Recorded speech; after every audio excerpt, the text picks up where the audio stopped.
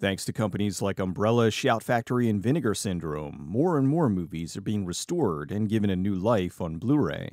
Here's a few classics that still, for whatever reason, have yet to be restored. Gymkata. In the 1980s, martial arts movies were big, but you know what else was big? Gymnastics. So what better time to combine two popular items into one with the amazing Gymkata? Gymkata is based on the 1957 novel The Terrible Game by Dan Tyler Moore. The movie's about Jonathan Cabot, a gymnast who's asked by a secret government agency to join an illegal athletic competition in the fake country of Parmistan. Essentially, a best of the best from all around the world are competing in this competition called The Game, where if you win, you're granted a wish of whatever your heart desires, but if you lose, you're killed and fed to their village of cannibals.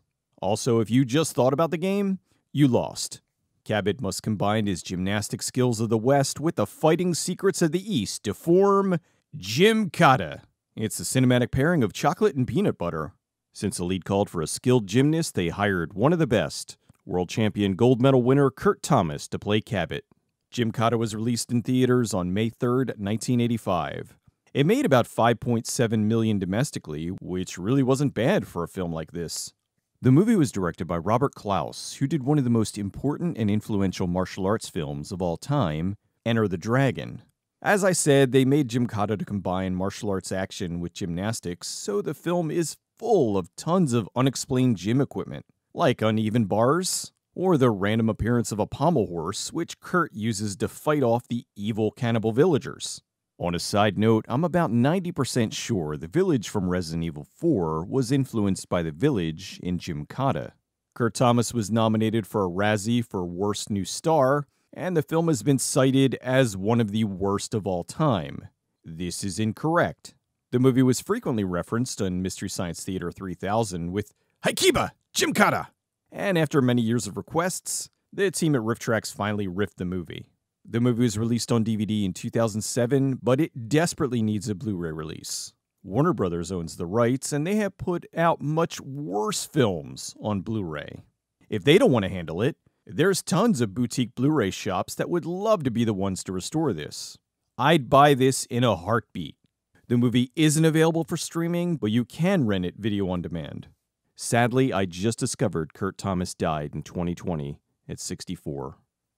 Turk 182. Out of all of these, I'm most surprised this isn't on Blu-ray. I could have sworn Kino Lorber released it already, but I went looking and nope, it's only made it to DVD. Turk 182 is about two brothers, Terry, played by Robert Urich, and his younger brother Jimmy, played by Timothy Hutton. Terry's a fireman, and leaving the bar one night while off duty, he rushes into a burning building to rescue a young girl. He saves her life, but gets seriously injured in the process. He tries to get workman's comp, but due to the fact that he did this while off duty, as well as the fact that he had a few drinks the night of the incident, he's denied. His brother Jimmy then becomes a local hero by vandalizing different things around the city as a way to expose the mayor's corruption and bring attention to his brother's situation. The name Turk 182 is apparently inspired by the real-life tag of Taki 183, a Greek-American graffiti artist who was active in the 60s and 70s. His tags were all over New York, and he was the first graffiti artist to become popular because of it. The movie was directed by the great Bob Clark, who did the original Black Christmas, Porky's, and A Christmas Story. When the movie hit theaters, it bombed horribly. Turk 182 opened on February 15th, 1985. It was released against a stack of hits: Beverly Hills Cop, Witness, and The Breakfast Club. It opened in 10th place and pulled in a little over $3.5 million worldwide. This was way under its $15 million budget. The movie was blasted by the critics, with Gene Siskel giving it 0 out of 4 stars. Even though the foundation of the movie was very sad, it's still a pretty cheerful and humorous film. The cast is impressive, with the aforementioned Hutton and Urich, as well as Kim Cattrall, Robert Culp, Peter Boyle, Paul Sorvino, and Darren McGavin. Hutton plays the charming younger brother with a smirk, and has just enough charisma to get you rooting for him versus the obviously evil politicians. It's a film that was very much disliked when it first came out, but has been looked upon much nicer over the years and is now a cult favorite. The movie's not available for streaming, and aside from a few clips, it's not on YouTube. It was released on DVD, but it's out of print, and the secondhand market prices vary. Not only would Blu-ray bring this film to a new audience, but they could also include some info about Taki 183 and discuss the graffiti culture from the 70s and how New York was pretty much painted over at the time. Blood Beach. Way back in 2010, when I was on a site called Blip TV, I did a video for Blood Beach. Now back then, Blood Beach never made it past VHS, and in the US, I was sure that in a few years it would at the very least get a DVD release. Well, here we are many years later, and nope, still locked on VHS in the US. It looks like the film was released on DVD in 2012 in Germany, and it does look much better, but it's still in full frame. Blood Beach is a sort of reverse Jaws, where you're safer in the water than on the beach, which is why they use the tagline, "Just when you thought it was safe to go back in the water, you can't get to it." Blood Beach is a horror film released on January 28, 1981. It's about a police detective investigating a series of murders that are taking place at the local beach. People are being sucked into the beach, and it's discovered that there's this giant sandworm that eats anyone unfortunate enough to walk over its mouth. Not exactly tremors, because the worms don't really hunt people. They just sort of wait like a Venus flytrap. In 2015, the film was screened at the Alamo Drafthouse, so a lot of people got to see what the film should really look like.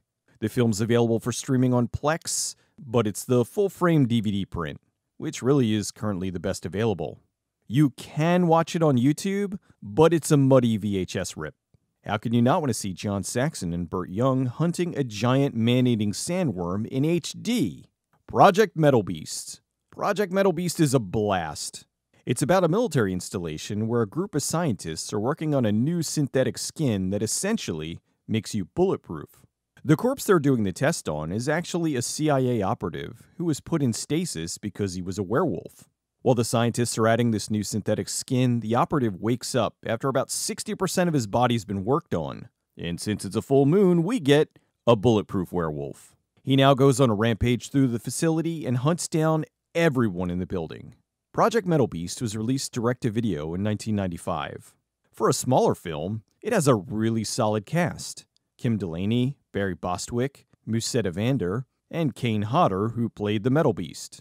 While he wasn't in the entire film, John Marzilli is really great in the beginning as the evil CIA agent who turns into a werewolf. Project Metalbeast is often the movie I mention when I say take a flawed movie and remake it. I really enjoy this film, but I recognize they could only do so much with the budget they had. There's so much here that would make for a genuinely excellent sci-fi horror film. As it is now, it's a fun, campy experience. The movie was released on DVD, but it's only full frame. A few years ago, one of the boutique Blu-ray labels was trying to acquire the original negatives for the film for a full restoration, but it seems they were lost.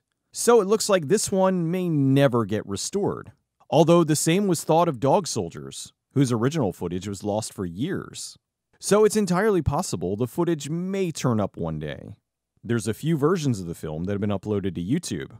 One from a while ago where the film was put up in chunks, another from Joe Bob Briggs' Monster Vision, and one that was just recently uploaded claiming to be HD.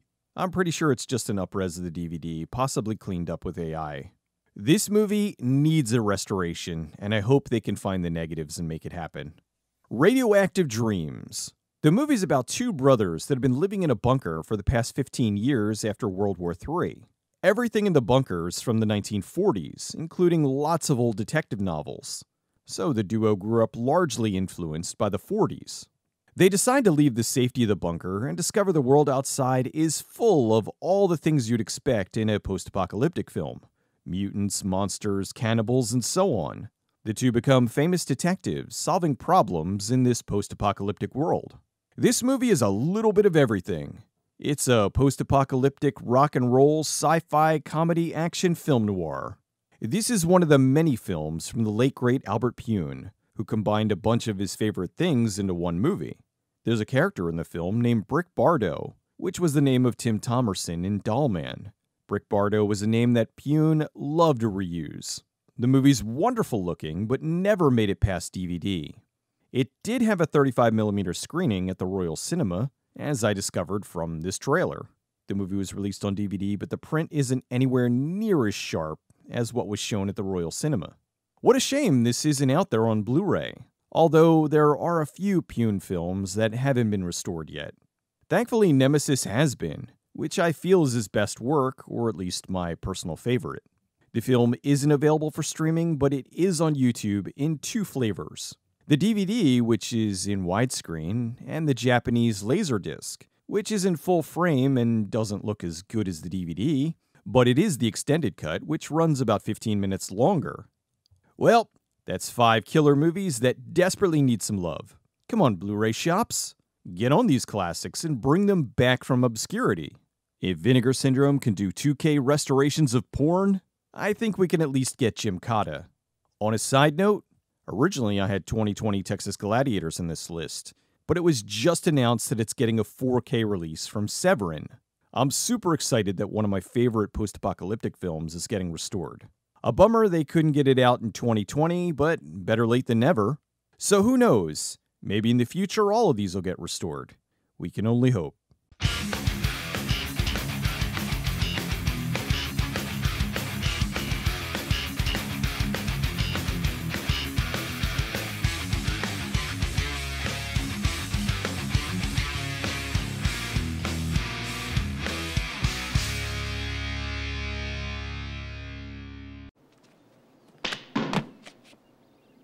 Did you sleep well?